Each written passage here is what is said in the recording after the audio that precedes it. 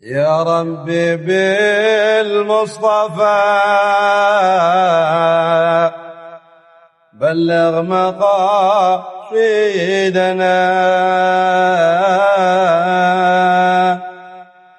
يا ربي بالمصطفى بلغ مقاصدنا واغفر لنا ما مضى يا واسع الكرم. Di antara manusia itu ada yang berjanji sama Allah, dan di antara manusia itu ada yang berjanji sama Allah. Apa janjinya? La in atana min fadlihi lanasaddaqanna. Janjinya apa? Andaikan Allah memberikan aku rizki, andaikan Allah memberikan aku kelebihan karunia-Nya, lanasaddaqanna, maka janji aku adalah aku akan bersedekah. Walanakunanna minas salihin. Janji kedua adalah, ya Allah, andaikan Engkau kucurkan rahmat, karunia dan rizkimu, aku akan menjadi orang saleh. Berarti ada dua. Ketika manusia berjanji dalam doanya dan munajatnya, ya Allah, andaikan Engkau berikan aku kelebihan rizki, yang pertama aku akan bersedekah, dan yang kedua aku janji ya Allah akan menjadi orang saleh, beribadah terus menerus. Ini sebagai tuntunan ayatnya. Apa sebab nuzulnya? Ternyata sebab nuzulnya itu adalah sebuah kejadian yang diriwayatkan oleh sahabat Nabi yang bernama Qatadah. Dia bercerita, kenapa latar belakang ayat ini turun. Ini kalau kita jumpai Bapak, ada di kitab Tafsir Al-Qurtubi. Ada di kitab Tafsir Al-Qurtubi yang menerangkan ayat per ayat. Disinilah dinukilkan dari sahabat Qatadah. Ini ayat turun berkaitan dengan orang Ansar. Orang Ansar itu adalah salah satu, yaitu penduduk Madinah, salah satu penduduk Madinah Al-Munawwarah. Siapa gerangan? Nanti akan diceritakan orangnya, namanya di terakhir. Ada orang yang terus dalam sholatnya itu berdoa, yang diulang lagi. Apa doanya orang Ansar itu? Andaikan Allah menurunkan kepadaku rizkinya yang luas, aku berjanji akan menunaikan hak-hak orang miskin, dan aku akan berjanji terus secara terus-menerus bersedekah. Kemudian bukan hanya doa, dia pun datang kepada baginda Rasulullah. Berkali-kali dia datang. Ya, dalam riwayatnya di sini adalah, ya, ketika aku datang kepada baginda Rasulullah, ya Rasulullah, konon namanya ini dalam salah satu riwayat adalah Tha'labah bin Hatib. Tha'labah bin Hatib. Dia datang kepada baginda Rasulullah dan dia berkata, ya Rasulullah, tolong dong angkat tanganmu, minta sama Allah supaya rizkinya diturunkan kepadaku. Jadi datang minta kepada Nabi, karena tahu Nabi kalau berdoa pasti kabul langsung. Ya Rasulullah, tolong dong turunkan. Ya Rasulullah, tolong dong turunkan. Ya, doakan supaya Allah menurunkan rizkinya kepadaku. Akhirnya dijawab oleh Nabi. Rasulullah itu kan tahu siapa yang meminta, gerangan apa yang diminta, dan akibat kedepannya itu Rasulullah sudah bisa menakar berdasarkan wahyu dari malaikat Jibril. Apa yang Rasulullah katakan? Amma tarda an takuna mithla nabiyillah. Kamu nggak mau kayak aku? Rasulullah ingin menceritakan bahwasanya dirinya hidupnya sangat sederhana, mensyukuri apa yang ada. Kalau ada rezeki dibagi dan nikmati, kalau nggak ada rezeki ya puasa. Mau nggak engkau kayak aku? Rasulullah selalu begitu, Pak. Ya.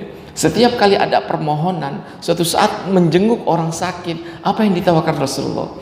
Kalau kamu mau, silahkan pilih di antara dua. Aku doa sama Allah, minta kesembuhan, langsung sembuh. Yang kedua, dan ini pilihan yang terbaik, engkau bersabar, karena di setiap sakit yang engkau lalui, di situ ada kucuran rahmat dan dosa-dosamu rontok akibat engkau sabar menangani sakitmu. Di sini pun Rasulullah memberikan dua. Yang pertama, maukah engkau kepada seperti aku? Kenapa? Ya ridho apa yang ada, nikmati apa yang sudah ada, ya. Kemudian bersyukur. Atau ya, kalau memang engkau mau, ya, lau syi'ta antasira ma'iyal jibala dhahaban lasarat. Andaikan engkau mau jalan bersamaku, ya, aku angkat tangan, di samping aku gunung, aku minta sama Allah gunung itu rubah jadi emas. Akan berubah jadi emas untukmu. Mau seperti aku atau mau aku doakan langsung kaya. Jadi dua pilihan yang selalu inna hadainahus sabil, selalu dalam firman Allah, aku berikan mereka itu dua jalan, mau bersyukur atau mau menjadi kufur. Akhirnya fayu'awidut talab, dia berkali-kali, aku mau yang kedua, aku mau yang kedua, aku mau yang kedua ya Rasul. Dia maunya pokoknya yang instan, pengen kaya gitu ya. Akhirnya ketika dia pengennya kaya, akhirnya Rasulullah bilang sama sahabatnya, itu di belakang rumahku ada 2 ekor anak domba, kasih itu. Bayangin, cuman dikasih 2 ekor anak domba. Cuman anak domba ini bukan anak domba sembarangan. Apapun yang dipegang Rasulullah semuanya akan timbul keberkahan. Apapun yang dipelihara oleh Rasul semuanya ada sesuatu yang terus tumbuh. Akhirnya dia pegang itu. Masya Allah, dalam kisaran waktu yang singkat itu domba cepatnya minta ampun, karena dia ada sepasang sekali beranak 5, nggak lama beranak lagi 5, nggak lama beranak lagi 5, sampai rumahnya nggak muat dan kandangnya.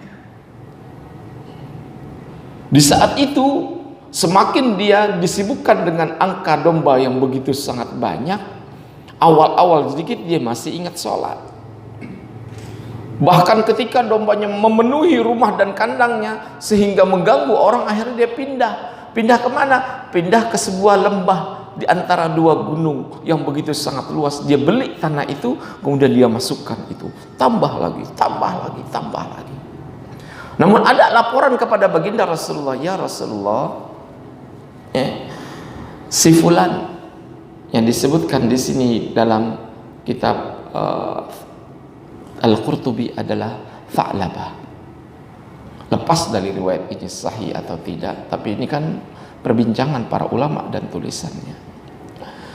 Ya Rasulullah, si fulan ketika dia masih di kota Madinah masih bisa ikutan sholat, masih ingat sholat. Belakangan begitu penuh itu kota Madinah dengan domba dia, ya. Dia masih ingat sholat, dan ingat sholatnya itu cuma 2, yaitu zuhur sama asar. Sisanya Allahu alam ya Rasulullah. Karena kenapa? Kesibukan dengan uang dengan domba yang Allah kirimkan kepadanya. Begitu dia pindah, boro-boro dia ingat sholat. Dulunya masih kelihatan sering sholat isya, sholat Jumat berjamaah. Belakangan begitu nambah dan terus bertambah. Ya, istilah kata rizkinya itu ngegrojok gitu loh. Akhirnya dia nggak ingat sholat lagi. Nggak ingat sholat lagi. Udah nggak pernah kelihatan, udah nggak pernah ini, udah lupa aja karena kesibukan. Gitu ya. Sampai akhirnya Rasulullah mengatakan, wayhak ya Tha'labah, sungguh celaka engkau wahai Tha'labah. Karena kenapa? Yang tadinya nggak punya jadi punya, terus lupa gitu lah. Akhirnya Nabi ngetes, diutus 2 orang sahabatnya, kamu pergi ke sana, ke Tha'labah, minta apa? Minta zakat.